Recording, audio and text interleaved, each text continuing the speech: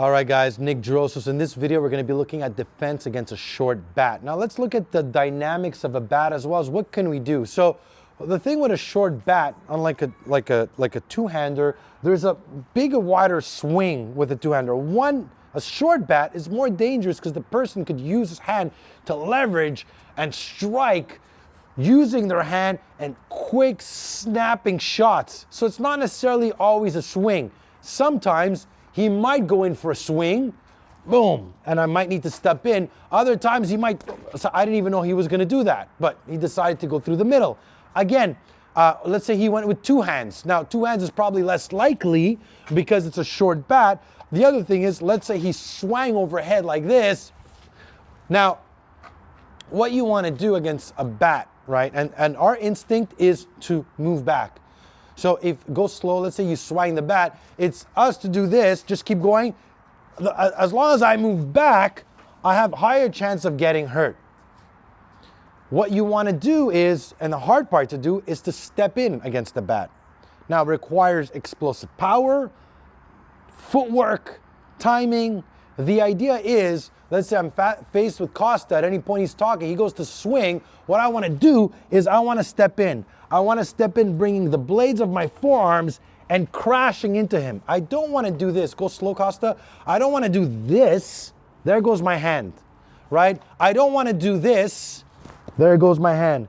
I don't want to do this. Go again. What I want to do is this, and I'm stepping in, kind of like I call it like a triangle, right? Like a 90 degree, and I'm coming in with the forearm into the blade, with the blade of the forearm into the throat. I want to make sure, certain systems teach this where they come around with both hands. I hate this because I'm exposing my back. I want to make sure that my elbow doesn't cross his center line. So I'm always here.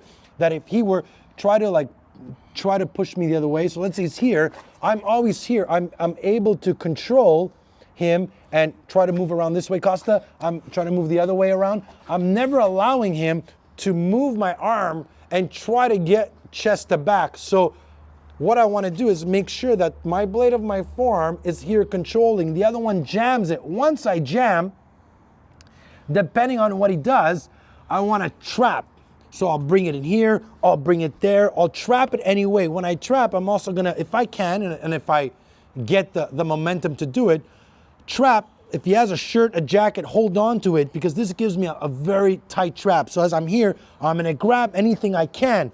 From there, I gotta strike. I'm also pinning the weapon to my body, and I'm squeezing it, that if he tries to move it out, I'm here. If he moves, I move with him. Now, what I wanna do is I gotta strike. When I strike, I'm gonna throw in the elbow. I'm gonna throw in a knee. Elbow again. Use, if he has a wall, use that over there and strike. I'm always holding the weapon hand and I'm using it to control. If I decide I could come here, boom, switch it over here, boom. But the important thing is I'm always trapping the weapon hand and I'm not letting it go. I'm pinning it to my body. Unlike a knife or a machete, there's no, the higher part of the bat is the most dangerous, and the lower we go, the less force and impact it has. So what I don't want to do, every time I move back, I have more chances of being hit instead of moving in. Now, the second time you could move in is as the bat crosses the center line. So if he swings the bat and it does this, boom, then I step in.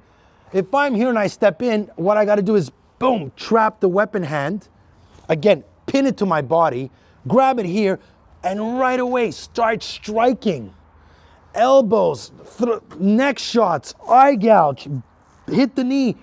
Give me some energy, what would you do next? If he's doing this, boom, I'm still always grabbing here. Now he's grabbed my arm, what can I do? Can I buck his knee over here and bring him down to the ground? But I'm always controlling the weapon hand, okay? Again, the bat is not as dangerous when I'm in close quarter range, unlike a knife. So once I've isolated the bat anyway, I'm not worried about him hitting me here, or he can't do much with it in that range because it's a long-ranged weapon.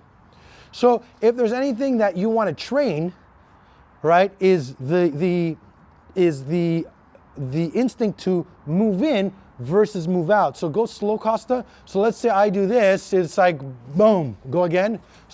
Full range of motion. So if I'm here and I'm doing it, boom, I'll step in here and I'll grab. Soon as I jam and I trap. Once I trap, boom, strike, bam, boom, hit here. If I couldn't, I grab the weapon and I without it, right now I know what I would do next. I would just do this, take it out, boom, hammer here, hammer there, and use the weapon against them. Again, if you're watching this video, the idea is you gotta train to move in. There's also timing involved. I don't wanna rush it. I gotta make sure that the timing is perfect as well. That the range, if I'm, move a little bit more back, swing the bat, swing it from there. If I do this and now I try to move in, I'm getting hit. So I gotta make sure that the bat crosses the center line this close or around here, and as soon as it crosses, I'm stepping in to intercept it as it's coming back. So those are your two options. You could also use your low line kicks to maybe kick them back, but again, not really, because I'm exchanging a leg for a strike with a bat, which you don't want to do, right? Again, if you had an improvised weapon, if I'm here and I do this, boom, throw my cap, and then just go in and charge, right? Anything to create a small or flinch response. If I had a bottle of water, if I had anything, just to get him to move and then give me those few seconds to bridge that gap. So I hope you enjoyed the lesson. I'll see you next time.